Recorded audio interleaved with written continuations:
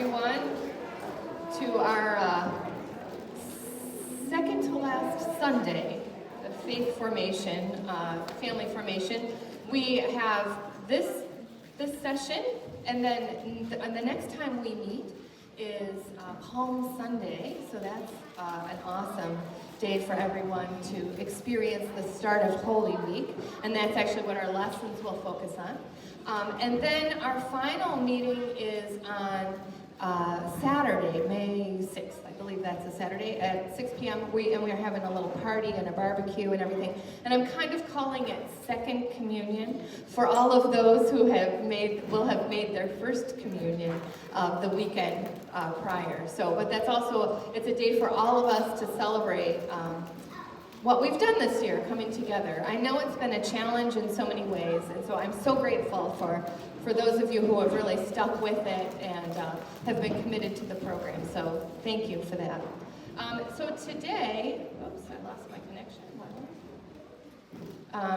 Today, everyone, we heard an amazing gospel story, which the children will learn more about the devil, Satan trying to tempt Jesus in their classrooms, as well as we'll talk a little bit about their baptism. And so that's something that I hope that when you leave, that you ask them about. And then our lessons will continue, our home lessons continue along that theme. So, welcome again. I'm trying to connect to my remote here. It's not working. Hold on, just yet. Slide, hold on.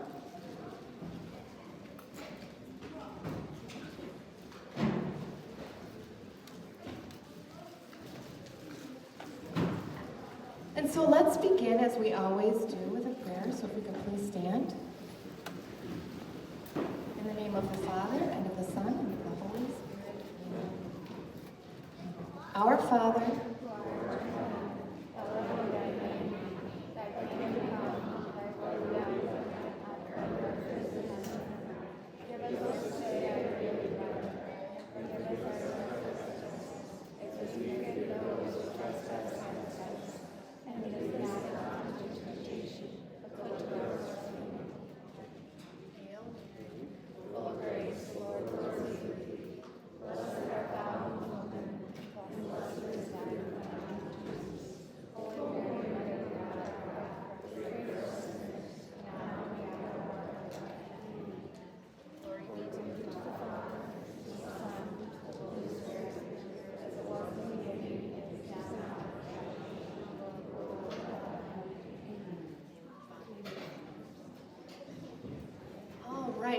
what a joy to hear all those little ones learning these prayers and saying them so joyfully. So thank you for that, parents, for working on that with your children. It's really wonderful.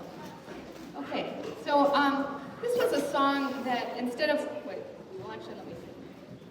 We have our normal theme song, so let's actually sing that together. So if the kids want to stand, so we can show off to our speakers how well we know this song. So everybody want to stand up?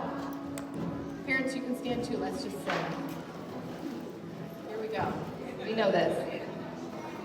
Open the eyes of my heart, Lord. Open the eyes of my heart. I want to see you. Let's hear it. I want to see you. Open the eyes of my heart, Lord. Open the eyes of my heart. I want to see you. I want to see you. See you high and lifted up, shining in the light of your glory. Pour out the power and love as we sing, holy, holy, holy.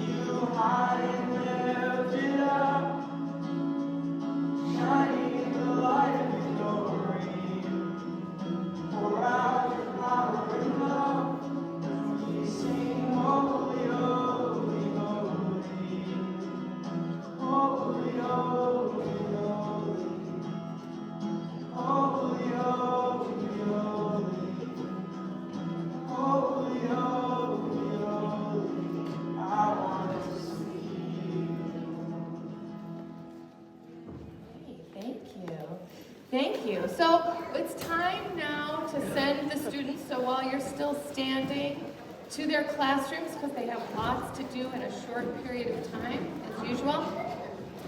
And as they're heading out, I will quickly go over with you what we're doing, what you're doing at home. I think that you'll like the home lessons again this month.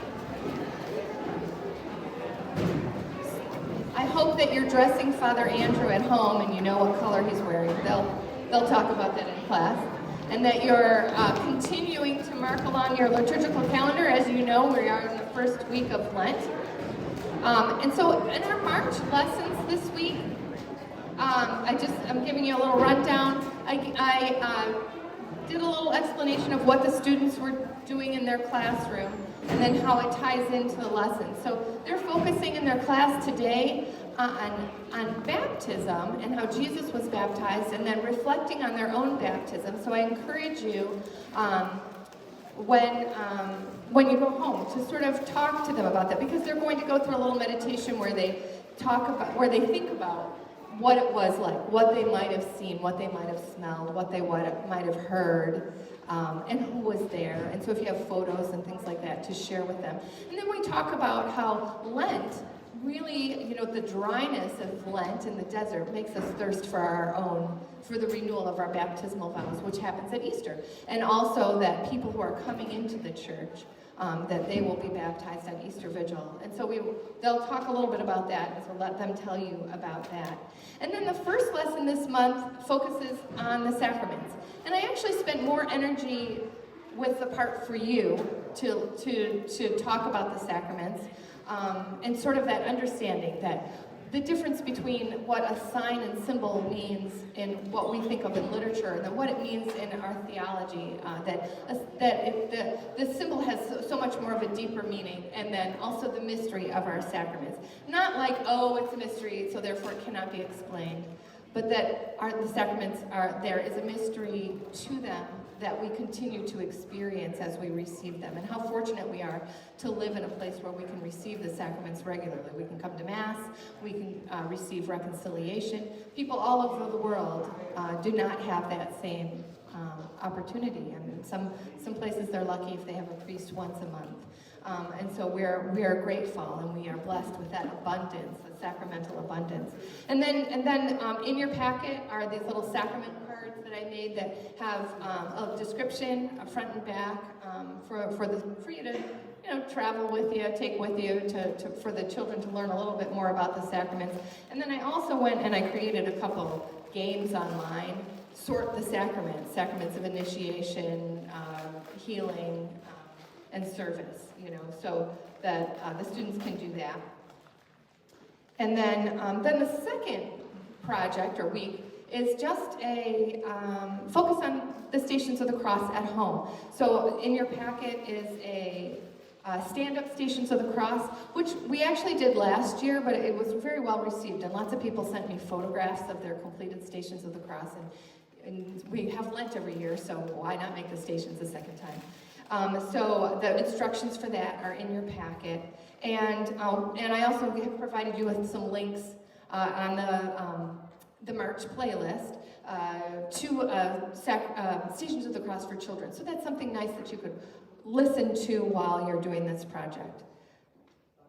Then the final week, as you see, it's very small, is to attend Stations of the Cross here at St. Joan of Arc. It's a half an hour on a Friday night. We are having a special family or children-oriented Stations of the Cross on March 25th. I can say that stations are always family-friendly. They're not, maudlin or anything like that. They are always a family-friendly experience, but this is very specific for the children, for the reflections between the stations, and then asking them to really contemplate what Jesus is going through in words that are great for kids.